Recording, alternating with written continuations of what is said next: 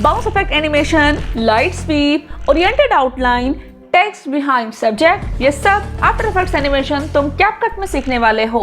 तो चलो time waste किए बगैर स्टार्ट करती हूँ। इस एनिमेशन को बनाने के लिए सबसे पहले गूगल पर जाना है। गूगल पर जाकर स्फेयर PNG को सिलेक्ट कर लेना है। अब मुझे ये सूटेबल लग रही है तो मैं इसके ऊपर विजिट के ऊपर क्लिक करके इसको डाउनलोड कर लेती हूँ। तो अब पिक्सेल लैब पर आना है। पिक्सेल लैब पर आने के बाद यहाँ पर फोर्थ आइकन पर क्लिक करके इसको ब्लैक कर देती हूँ। इतना हो जाए तो थोड़ा सा नीचे जाना है और सर्कल के ऊपर क्लिक करके शेप्स पर जाना है और इसको थोड़ा सा इस तरह एडजस्ट कर देती हूँ। और ओके कर देने के बाद थोड़ा सा नीचे जाऊंगी और इनर शेडो पर जाकर इसको इनेबल कर देती हूँ। इनेबल कर लेने के बाद और शेडो पर जाकर इसका शेडो भी ऐड कर देती हूँ वाइट कलर में। इसका शेडो थोड़ा सा ज़्यादा हो गया है तो इसको थोड़ा सा कम कर देती हूँ ताकि आफ्टर इफेक्ट्स का लुक आए। इतना हो जाए तो फोर्थ आइकन पर क्लिक करके और इसको मैं ट्रांसपेरेंट करके इसको सेव कर लेती हूँ। सेव कर लेने के बाद कैपकट पर आना है और न्यू प्रोजेक्ट पर क्लिक करना है और फोटोज़ में जाकर एक इमेज को सेलेक्ट कर लेती हूँ। एक इमेज सेलेक्ट कर लेने के बाद इसका साइज थोड़ा सा बढ़ा देती हूँ और ओवरले के ऊपर क्लिक करके जो इमेज अभी बनाई है उसको मैं सेलेक्ट कर लेती हूँ। सेलेक्ट करके इसका साइज थोड़ा सा छोटा कर देती हूँ यहाँ तक और इसको एडजस्ट कर लेती हूँ। इसके बाद इसको मैं डुप्लीकेट कर देती हूँ। डुप्लीकेट कर लेने के बाद इसको शुरू में लेकर आती हूँ और इसी तरह इसको भी एडजस्ट कर लेती हूँ थोड़ा सा आगे जाकर और उसके बाद इसको अगेन डुप्लीकेट करके शुरू में लेकर आती हूँ और इसको भी इस तरह एडजस्ट कर लेती हूँ।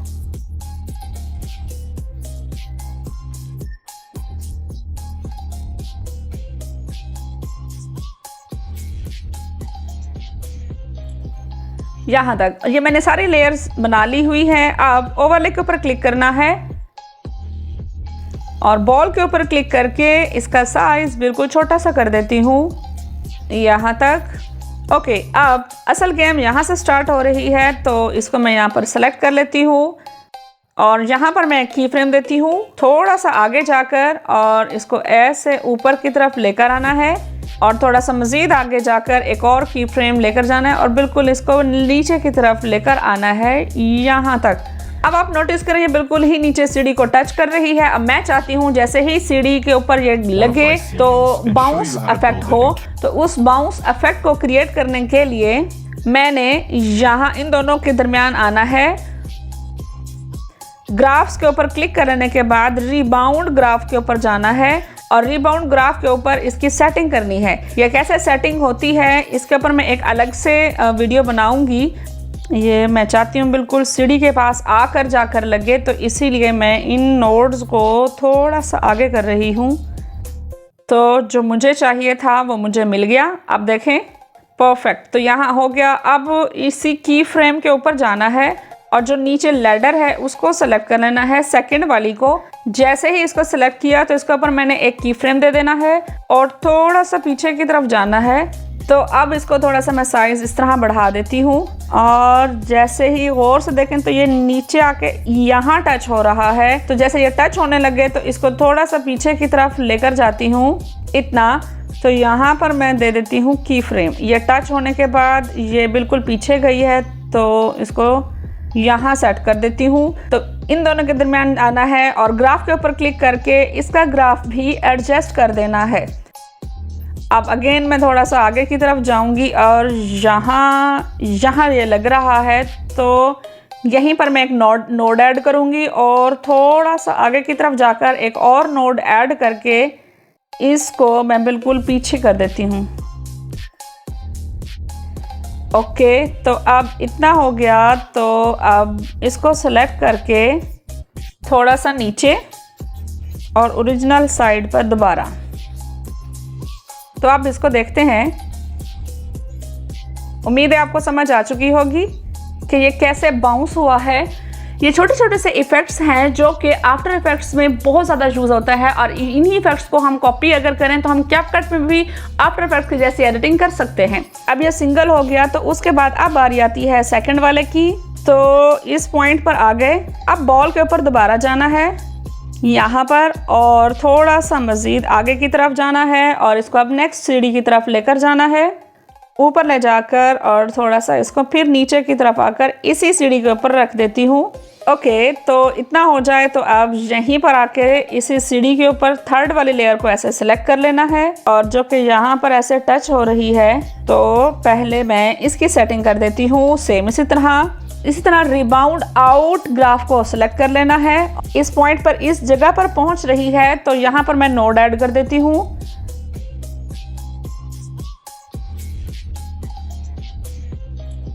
अब ये यहाँ जैसे टच हुई है इस जगह पर और टच होके जैसे थोड़ा सा पीछे जा रही है, तो मैं एक और नोड ऐड करके और इनको थोड़ा सा करीब कर देती हूँ। ओके, तो ये हमारा आ गया बाउंड इसका। तो अब इसी के अकॉर्डिंग हम थर्ड वाली लेयर को एडजस्ट करेंगे। इस जगह मैं की फ्रेम दे देती हूँ और यहाँ पर अब इन दोनों के मिड में जाकर ग्राफ एडजस्ट कर देती हूँ, जैसा कि मैंने अभी किया है इस पॉइंट पर। तो इसको मैं यहाँ ले जाती हूँ, थोड़ा सा इसको अब मैं नीचे कर देती हूँ और इसको दोबारा वापस अपनी हालत में। Okay, perfect. अब थर्ड वाली लेयर की बारी। इसी तरह मैं सबके साथ की फ्रेम्स ऐड कर देती हूँ। तो उम्मीद है आपको समझ आ चुकी होगी। अब बढ़ते हैं नेक्स्ट इफेक्ट की तरफ। इस इफेक्ट को बनाने के लिए कैपकट ओपन करके एक ब्लैक बैकग्राउंड को मैंने सेलेक्ट कर लिया है और ओवरले पर क्लिक करके एक इमेज को मैं सेलेक्ट कर लेती हूँ। इमेज सेलेक्ट कर लेने के बाद अब इसको सेलेक्ट करके मैं डुप्लीकेट कर देती हूँ। डुप्लीकेट क्यों कर रही हूँ ये अभी आपको पता चल जाएगा। इसको कर लेने के बाद अब ये जो फ्रंट साइड है इसका साइज मैं थोड़ा सा छोटा कर देती हूँ और ऊपर वाली लेयर को सिलेक्ट कर लेती हूँ। सिलेक्ट कर लेने के बाद अब एडजस्ट के ऊपर जाना है। एडजस्ट के ऊपर जाकर कॉन्ट्रास्ट या ब्राइटनेस इसकी थोड़ी सी बढ़ा देती हूँ और कॉन्ट्रास्ट भी बढ़ा देती हूँ और ब्रिलियंस को भी थोड़ा सा सेट कर देती हूँ। अगर इसके बारे में आपको ज़्यादा इन्फॉर्मेशन नहीं है जो मैं एडजस्ट टूल्स को यूज़ कर रही हूँ, तो मैंने इसके ऊपर एक डिटेल वीडियो बनाई है। आई बटन के ऊपर क्लिक करके उसको ज़रूर देख लेना। और थोड़ा सा आगे जाकर ग्राफ्स में जाकर इसके कलर्स को थोड़ा सा फर्दर इन्हेंस कर देती हूँ यहाँ तक। ओके, इतना हो जाए तो अब शुरू में जाना है और ऊपर वाली लेयर को सिलेक्ट करके मास्क के ऊपर क्लिक कर देना है और हॉरिजॉन्टल मास्क के ऊपर क्लिक कर देंगे तो ये देखें हाफ हो चुकी है स्क्रीन हाफ हो लेने के बाद यहाँ पर एक की फ्रेम ऐड कर देती हूँ और थोड़ा सा आगे की तरफ जाकर रोटेट के ऊपर क्लिक कर देती हूँ और इसको इस डायरेक्शन में रोटेट करना शुरू कर देती हूँ। तो अब इसको देखते हैं। इस तरह आप किसी भी इमेज के रोटेशन को कम या ज़्यादा कर सकते हैं। अब इस लेयर को सिलेक्ट कर लेने के बाद अब थोड़ा सा मज़ीद पॉलिशिंग करने के लिए इफेक्ट्स में जाना है और यहाँ पर ब्लर इफेक्ट को सिलेक्ट कर लेना है। ओके, कर लेने के बाद और इसको आउटलाइन के ऊपर मैं सिलेक्ट कर लेती हूँ। ओके, उम्मीद है आपको समझ आ चुकी होगी यहाँ तक।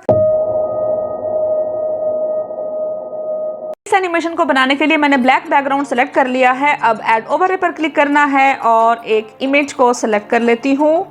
इमेज सेलेक्ट कर लेने के बाद इसका साइज एडजस्ट कर लेती हूँ और उसके बाद नीचे क्लिक करके डुप्लीकेट करके इसको शुरू में लेकर आती हूँ और फ्रंट लेयर को सिलेक्ट कर लेती हूँ। अब एडजस्ट पर जाती हूँ और थोड़ा सा आगे की तरफ जाती हूँ। हाइलाइट्स पर क्लिक करके इसको बिल्कुल 0 कर देती हूँ। शेडोज को मैं फुल कर देती हूँ, ब्लैक्स को भी फुल कर देती हूँ। इतना हो जाए तो उसके बाद अब थोड़ा सा आगे जाकर मास्क के ऊपर क्लिक करना है, रेक्टेंगल के ऊपर क्लिक कर देना है और इसको इस तरह एडजस्ट कर लेना है। एडजस्ट कर लेने के बाद इसको थोड़ा सा रोटेट कर देती हूँ और इसका साइज भी एडजस्ट कर देती हूँ और थोड़ी सी इसको फीदर भी बढ़ा देती हूँ, बल्कि यहाँ पर एडजस्ट कर देती हूँ। ओके, इतना हो जाए तो उसके बाद पोजीशन के ऊपर जाना है और इसको आगे की तरफ लेकर जाती हूँ और यहाँ पर मैं की फ्रेम दे देती हूँ और थोड़ा सा आगे की तरफ जाकर तो अब इसको देखते हैं। उम्मीद है आपको समझ आ चुकी होगी। इस इस इफेक्ट को बनाने के लिए मैंने कैपकट ओपन कर लिया है और एक बैकग्राउंड को सिलेक्ट कर लिया है। इतना कर लेने के बाद एक PNG को मैंने सिलेक्ट कर दिया है और उसके साइज को एडजस्ट कर लिया है। इतना हो जाए तो यहाँ पर मैं एक की फ्रेम दे देती हूँ। थोड़ा सा आगे जाकर एक और की फ्रेम ऐड करती हूँ और शुरू वाले की फ्रेम के ऊपर जाकर नीचे की तरफ जाना है और बेसिक के ऊपर क्लिक करके रोटेट के ऊपर जाना है और पोजीशन पर जाकर इसको इस तरह नीचे की तरफ ले आना है। तो अब देखते हैं, अब इन दोनों की फ्रेम्स के मिड में जाकर ग्राफ के ऊपर क्लिक करना है और एक क्यूबिक आउट ग्राफ सेलेक्ट कर लेना है। ओके, इतना हो जाए तो उसके बाद यहाँ पर ओवरले पर क्लिक करके एक टेक्स्ट ऐड कर लेना है जो कि मैंने पिक्सेल लैब पर इसको बनाया है और एनिमेशन के ऊपर जाकर फेड इन एनिमेशन ऐड कर देनी है और यहाँ पर आने के बाद एक की फ्रेम ऐड करना है। थोड़ा सा आगे की तरफ जाना है और एक और की फ्रेम ऐड कर देना है। इसको एडजस्ट कर लेती हूँ। एक और की फ्रेम ऐड करने के बाद इसका साइज बढ़ा देती हूँ। थोड़ा सा आगे जाकर एक और की फ्रेम बढ़ा देना है और इसका साइज इस तरह छोटा करते जाना है यहाँ तक। अब इनके साइजेस को मैं थोड़ा सा बढ़ाती हूँ। तो अब थोड़ा सा यहाँ मिड में आ जाने के बाद इतना हो जाए तो यहाँ पर इसको स्प्लिट कर देना है और इसको नीचे की तरफ ऐसे एडजस्ट कर लेना है। फिर नीचे वाली जो स्प्लिटिंग लेयर है उसको सेलेक्ट करके लेयर पर जाना है और इमेज के बिल्कुल पीछे की तरफ लेकर जाना है। अब आप नोटिस करो तो ऑटोमेटिकली ऊपर वाला साइज भी पीछे ही चला गया है इमेज के, बट वो मुझे फ्रंट साइड पर चाहिए ये। तो अब इसको देखते हैं।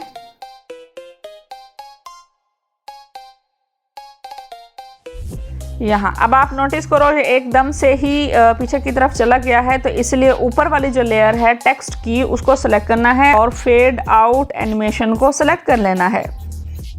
तो इसको थोड़ा सा मैं पीछे की तरफ ले आती हूँ